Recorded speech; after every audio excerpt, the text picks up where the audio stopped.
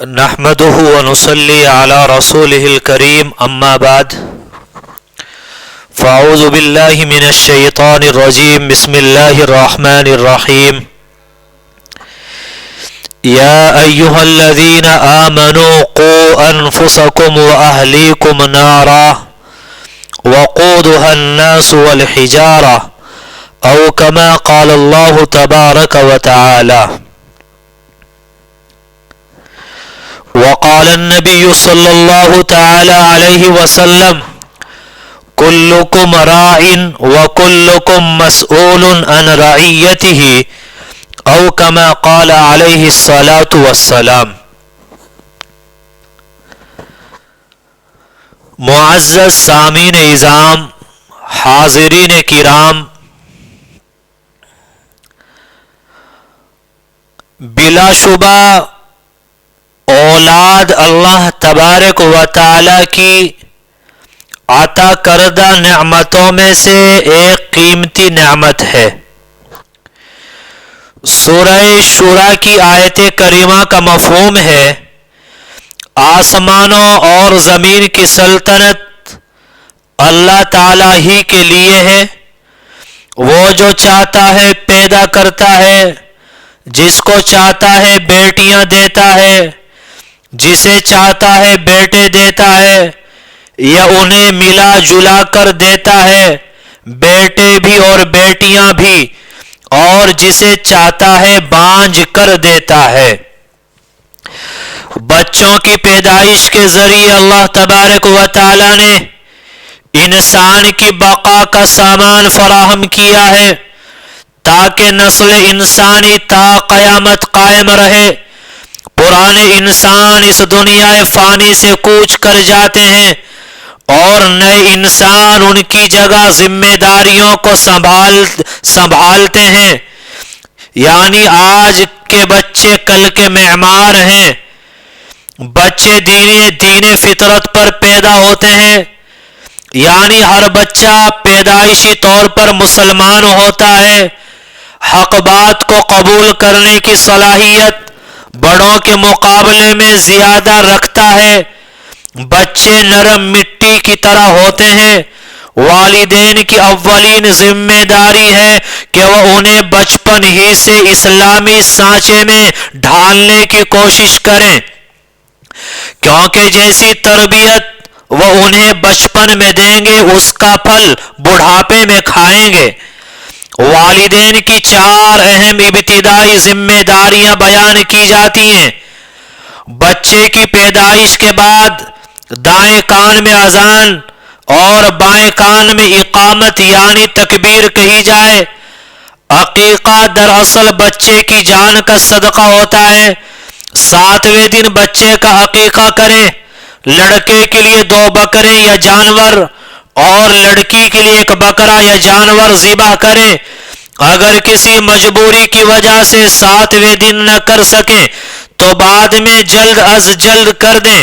والدین کی ذمہ داری ہے کہ بچے کا اچھا نام رکھیں، یعنی جس کے معنی اچھے ہوں۔ یہ پہلا تحفہ ہے جو والدین کی طرف سے بچے کو ملتا ہے۔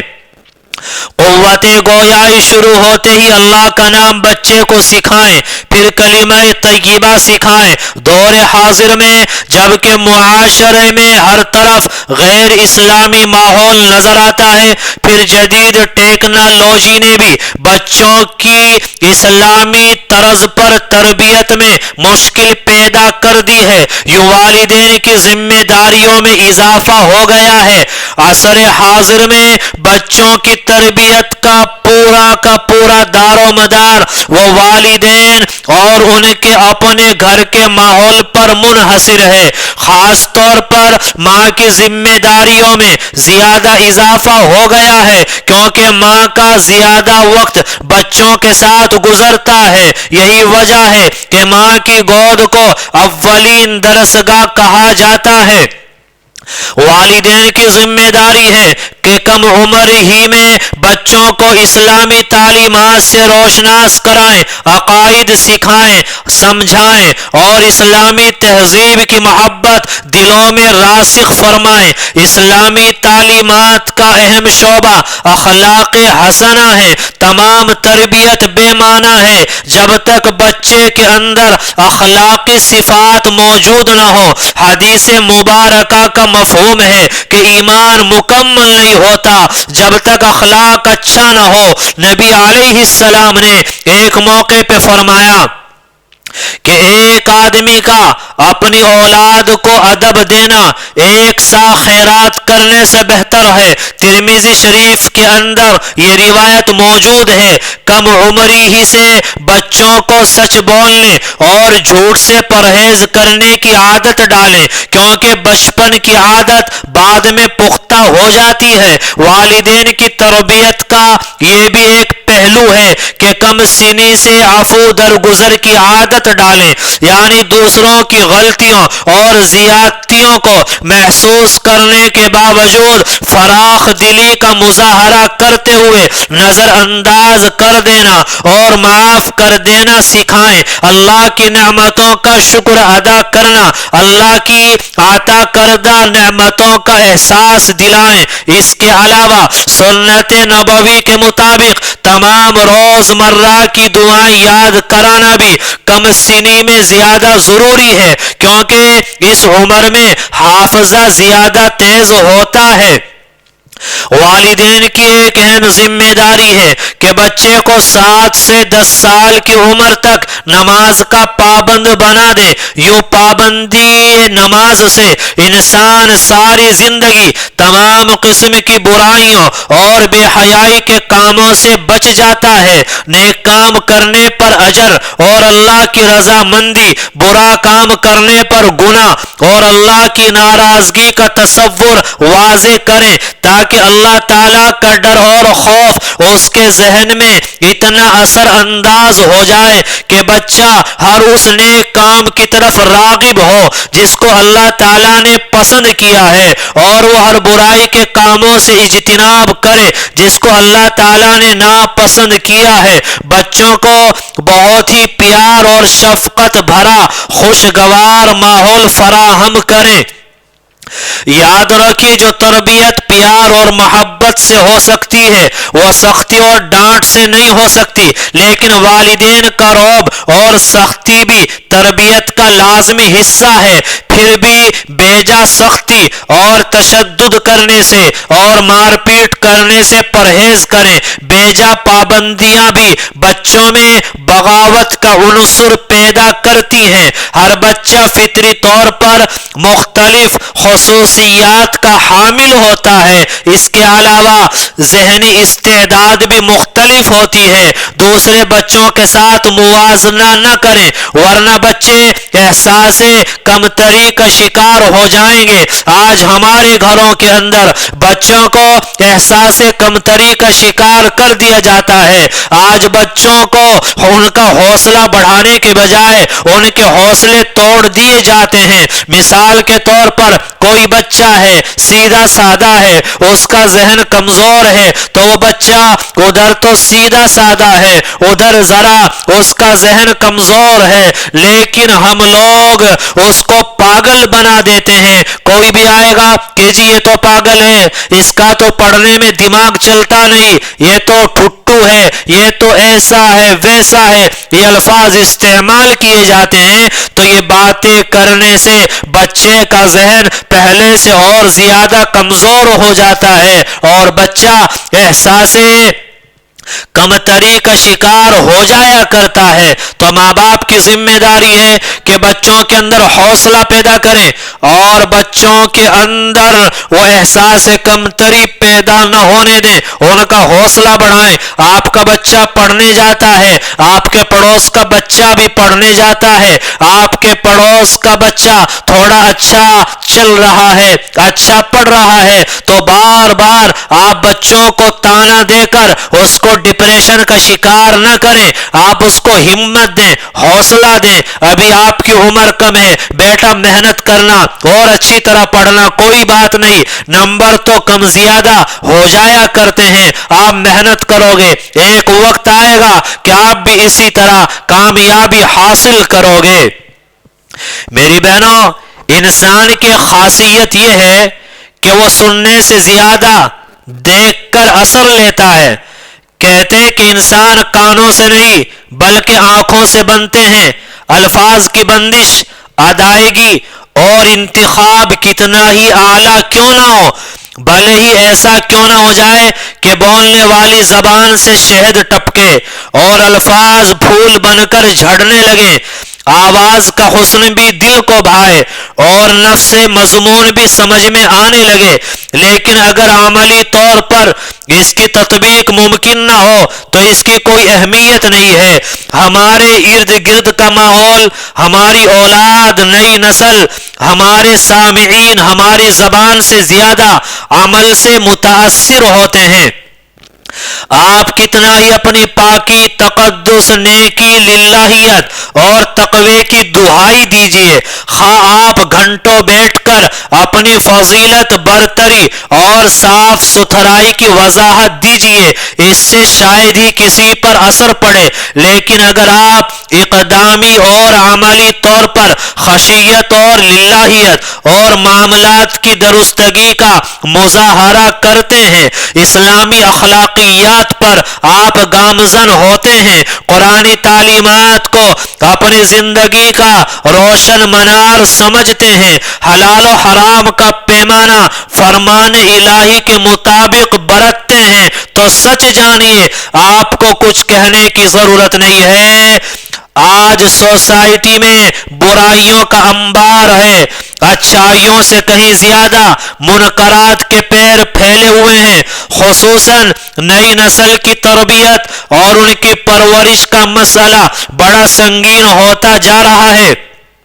آج ہمارے سماج میں تصور پیدا ہو گیا ہے کہ بچوں کو اچھے کپڑے پہنانا، عمدہ کھانا کھلانا، ان کی ہر خواہش کو پورا کرنا، اچھے مہنگے اسکول میں تعلیم دلا دینا، بس یہ کافی ہے۔ کم سے کم کسی مسلمان کے لیے یہ انداز فکر ہرگز مناسب نہیں ہے۔ اگر بچوں کی اخلاقی تربیت نہ کی گئی تو یہ ساری مادی سہولتیں ضائع ہو جاتی ہیں۔ نبی علیہ السلام نے فرمایا، اپنی اولاد کا اکرام کرو، انہیں بہترین ادب سکھاؤ۔ ایک موقع پر آپ علیہ السلام نے فرمایا، کسی باپ نے اپنی اولاد کو بہتر تربیت سے بڑھ کر کوئی عطیہ نہیں دیا۔ ایک حدیث میں فرمایا کہ باپ نے اپنی اولاد کے لیے بہتر تربیت سے اچھا کوئی ترکہ نہیں چھوڑا۔ تربیت کوئی ایسا سودا نہیں ہے جسے بازار سے خرید کر لیا جائے، جیسے بچوں کے لیے کھانے پینے کی چیزیں خرید کی جاتی ہیں، بلکہ اس کے لیے ضروری ہے کہ ماں باپ خود اپنے بچوں پر وقت لگائیں، وہ روزانہ کم سے کم گھنٹہ 2 گھنٹہ اپنے بچوں کے ساتھ دینی باتوں میں گزاریں، انہیں اخلاقی کہانیاں سکھائیں، نبی علیہ السلام کی سیرت کے واقعات ان کو بتائیں۔ نبی علیہ السلام نے اپنے مختلف ارشادات میں اس بات پر توجہ دلائی ہے کہ والدین کو کن پہلوؤں سے اپنی اولاد کی تربیت کرنی چاہیے۔ آپ علیہ السلام نے فرمایا، جب تمہارے بچے 7 سال کے ہو جائیں تو ان کو نماز کا حکم دو، اور نماز نہ پڑھے تو سرزنش کرو، ان کے بستر الگ الگ کر دو۔ کن چیزوں پر خصوصی توجہ دی جائے ان کا ذکر کرتے ہوئے آپ نے فرمایا کہ 3 باتوں کی تعلیم پر خصوصی توجہ دو۔ ایک، نبی کی محبت سکھاؤ، دوسرے صحابہ کی محبت سکھاؤ، تیسرے قرآن کی تلاوت سے محبت کرنا ان کو سکھاؤ۔ اسی طرح ماں باپ کو بچوں کے ساتھ یا بچوں کے سامنے کوئی بھی ایسی حرکت نہ کرنی چاہیے جو بچوں کے ذہن پر منفی اثر ڈالنے والی ہو۔ آپ نے ارشاد فرمایا، جو بچے سے کہے کہ یہاں آؤ میں تمہیں یہ دوں گا پھر وہ نہ دے تو یہ جھوٹ ہے۔ بعض دفعہ بچہ کوئی اچھا کام کرنا چاہتا ہے لیکن والدین اس کے خلاف ہوتے ہیں. جیسے اولاد کی خواہش ہے کہ داڑھی رکھے لیکن ماں باپ اسے پسند نہیں کرتے. بچے چاہتے ہیں کہ ناجائز ملازمت اور رشوت سے بچیں مگر والدین اسے بے وقوفی سمجھتے ہیں. بچے چاہتے ہیں کہ سنت کے مطابق نکاح کی تقریب انجام دی جائے لیکن والدین تکلفات، فضول خرچی اور مطالبہ جہیز وغیرہ پر مصر ہوتے ہیں. بچے چاہتے ہیں کہ ان کا نکاح کر دیا جائے کیونکہ وہ اس کی ضرورت محسوس کرتے ہیں لیکن والدین کی ضد ہوتی ہے کہ جب تک مکان نہ بنا لیں اور فلاں کام نہ کر لیں اس وقت تک شادی نہ کی جائے. یہ سب باتیں غلط ہیں اور اولاد کو گناہ کی طرف لے جانے والی ہیں. والدین کو چاہیے کہ اولاد کی تربیت تو کرے ہی، اگر ان کی تربیت یا کسی اور محرک کی وجہ سے بچوں میں دینی رجحان پیدا ہو جائے تو اس پر عمل کرنے میں والدین ان کا تعاون بھی کریں. ان کا رویہ تعاون کا ہو نہ کہ مخالفت کا. میرے نبی حضور پاک علیہ السلام نے ارشاد فرمایا کہ اللہ تعالیٰ اس باپ پر رحم کرے گا جو نیکی کے معاملے میں اولاد کی مدد کرے گا. ارے والدین کی ذمہ داریوں کے سلسلے میں اللہ کے رسول صلی اللہ علیہ وسلم نے ایک بڑا ہی واضح اور جامع اصول مقرر فرمایا ہے. آپ نے فرمایا کہ تم سب کے سب اپنے اپنے دائرے میں ذمہ دار ہو اور اپنے ماتحتوں کے بارے میں جواب دہ ہو. یہ نہایت ہی جامع ارشاد ہے. آپ نے ہر شخص کو متوجہ فرمایا ہے کہ جو لوگ اس کے ماتحت ہیں وہ ان کا ذمہ دار ہے اور اس ذمہ داری کے بارے میں اللہ کے پاس باز پرس ہوگی. اگر اس نے اپنی ذمہ داری پوری نہیں کی تو اس کو اس کی سزا دی جائے گی. اس حدیث میں ذمہ دار شخص کے لیے راعی کا لفظ استعمال کیا گیا کہ جو اس کے ماتحت ہوں ان کو رعیت کہا گیا ہے. راعی کے معنی چرانے والے کے ہیں اور جن جانوروں کو وہ چراتا ہے وہ ان کی رعیت میں ہوتے ہیں. یہ ایک بہت ہی بلیغ تعبیر ہے. چرواہا جن جانوروں کو چراتا ہے سختی کے ساتھ ان کی نگرانی کرتا ہے. کہیں سانپ ان کو ڈس نہ لے، کہیں کتے ان پر حملہ نہ کر دے، کہیں کوئی جانور دور بھاگ کر اس کی نظروں سے اوجھل نہ ہو جائے. وہ جانوروں کو قابو میں رکھنے کے لیے سختی بھی کرتا ہے، پھٹکار بھی لگاتا ہے، ان کی قوت برداشت کا لحاظ رکھتے ہوئے مار پیٹ بھی کرتا ہے اور ان سے غایت درجہ محبت بھی کرتا ہے. ان کے چارے اور پانی کی فکر کرتا ہے، اس کو ٹھنڈک، گرمی اور بارش سے بچاتا ہے، علاج کراتا ہے، غرض کے اس کی تمام ضروریات کا خیال رکھتا ہے. جب ایک شخص کو اپنے گھر کے بارے میں چرواہا قرار دیا گیا تو اس میں اس بات کا بھی اشارہ موجود ہے کہ جو فکر ایک چرواہے کو اپنے جانوروں کے بارے میں ہوتی ہے وہی ایک سربراہ خاندان کو اپنے خاندان کے بارے میں ہونی چاہیے. اگر وہ اس میں کوتاہی کرے گا اللہ کے پاس جواب دہ ہوگا. آپ علیہ السلام نے یہ بھی واضح فرمایا کہ یہ ذمہ داری اور جواب دہی صرف مرد ہی کی نہیں ہے، عورت کی بھی ہے. ایک عورت اپنے زیر پرورش بچوں کی ذمہ دار ہے. اللہ تعالیٰ کے یہاں اس سلسلے میں جواب ہے. عورت پر بچوں کے اخراجات کی ذمہ داری نہیں لیکن تعلیم اور تربیت کی ذمہ داری میں عورت بھی شریک ہے. اولاد کی ضروریات دو قسم کی ہیں. ایک دنیاوی زندگی کی ضروریات جو مسلمان بھی اپنے بچوں کو مہیا کرتا ہے اور غیر مسلم بھی بلکہ حیوانات بھی اپنے چھوٹے بچوں کی غذا کی فکر کرتے ہیں. مائیں دودھ پلاتی ہیں اور باپ ان کی حفاظت کرتا ہے. دوسری ضرورت اخروی زندگی سے متعلق ہے. اولاد میں کہ اللہ کی معرفت ہو، نبی علیہ السلام کی کی محبت ہو، ایمان ان کے دل و دماغ میں جاگزی ہو جائے، ان کو اچھے اعمال کا عادی بنایا جائے، بری باتوں سے روکا جائے۔ یہ اولاد کا ایک خصوصی حق ہے، یہ انسان پر خاص کر مسلمانوں پر عائد ہوتا ہے۔ ہمیں ان دونوں ضروریات کا خیال کرتے ہوئے اولاد کی تربیت کرنا چاہیے۔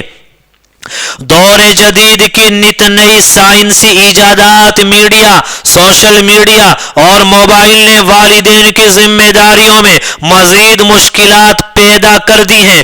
بچوں کو ان کے مضر اثرات سے بچانا ایک اہم اور گمبھیر مسئلہ بن گیا ہے۔ ان حالات میں بچوں کے اندر حق و باطل، اسلام اور غیر اسلامی اقدار کو سمجھنے اور ان میں فرق پیدا کرنے کی صلاحیت کو اجاگر کرنے کی اشد ضرورت ہے۔ یہ ایک حقیقت ہے کہ بچہ ایسا ہیرا ہوتا ہے جس کو جیسے تراشا جائے وہی شکل اختیار کر لیتا ہے۔ یہ آج کل کا المیہ ہے کہ والدین خود ہی بہت زیادہ مصروف رہتے ہیں، بچوں کو اتنا وقت نہیں دے پاتے جتنی ان کو ضرورت ہے، بلکہ خود بچوں ہی کو سوشل میڈیا اور موبائل کے حوالے کر دیتے ہیں اور چیک بھی نہیں کرتے کہ بچہ موبائل پر کیا دیکھ رہا ہے۔ پھر آج کل کی اکثر مائیں کھانا کھلانے کے لیے موبائل اور کارٹون کا سہارا لیتی ہیں اور بچے کو پتہ تک نہیں ہوتا کہ وہ کیا کھا رہا ہے۔ یہ طریقہ بالکل غلط طریقہ ہے اور انتہائی نقصان دہ ہے۔ بچوں کو کارٹون، ٹی وی، ڈرامے دیکھنے کے بجائے کھیلوں میں دلچسپی پیدا کرائیں، بلکہ خود بھی ان کے ساتھ کھیلیں۔ بچوں میں کتابیں پڑھنے کا شوق اجاگر کیا جائے۔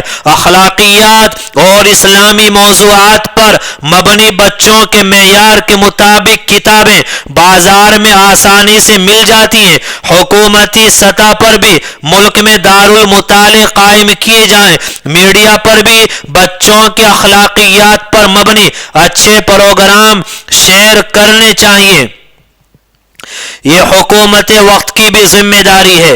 قرآن پاک میں بار بار ایمان کی تاکید کی گئی کہ مفہوم یہ ہے کہ اپنے آپ کو، اپنے اہل خانہ کو دوزخ کی آگ سے بچاؤ، یعنی گھر کے سربراہ کی یہ ایک اہم ذمہ داری ہے کہ دین کی تعلیم دے، بنیادی عقائد، امر و نہی، نیکی اور بدی اور تقوی کے مفہوم کو واضح کرے، اسلامی طرز زندگی اپنائے، گھر والوں کو تلقین کرے۔ لیکن لمحہ فکریہ یہ ہے کہ اکثر والدین بچوں کو دینی تعلیم نہیں دیتے، بچوں کو نماز روزے کا پابند نہیں بناتے کہ ابھی تو چھوٹا ہے، پھر یہ کہ آج کل کے مصروف دور میں مشکل ہے، پیچھے رہ جائے گا، مجبوری ہے، وغیرہ وغیرہ۔ بچیوں کے لباس اسلامی لحاظ سے بالکل درست نہیں ہوتے، خوشحالی کے باوجود کپڑے سکڑتے جا رہے ہیں، حیا ختم ہوتی جا رہی ہے۔ ایسے ہی والدین کے لیے فرمایا گیا کہ اپنے آپ کو اور گھر والوں کو دوزخ کی آگ میں دھکیلنے والے ہیں۔ میری بہنوں، ہمیں اپنے آپ کو بھی جہنم کی آگ سے بچانا ہے، اولاد کو بھی بچانے کی فکر کرنی ہے۔ یہی وجہ ہے کہ جب انبیاء نے اللہ سے دعا مانگی اور دعا میں اولاد کو مانگا تو نیک اولاد مانگی۔ ابراہیم علیہ السلام نے جب اللہ تعالیٰ سے دعا مانگی تو یہی فرمایا، اے پروردگار، اے ہمارے رب، ہمیں نیک صالح اولاد عطا فرما دیجئے۔ تو میری بہنوں، اولاد کا ہو جانا یہ بہت بڑی نعمت، اور اولاد کا نیک ہو جانا یہ اس سے بھی بڑی نعمت۔ تو ہمیں اولاد کی تربیت پر خاص طور پر توجہ دینا چاہیے، پاکی اور ناپاکی کا خیال رکھنا چاہیے، اور بچوں کی صفائی ستھرائی کا خیال رکھنا چاہیے، کیونکہ انسان کے ظاہر کا انسان کے باطن پر بھی اثر پڑتا ہے۔ اگر ظاہر گندا ہے،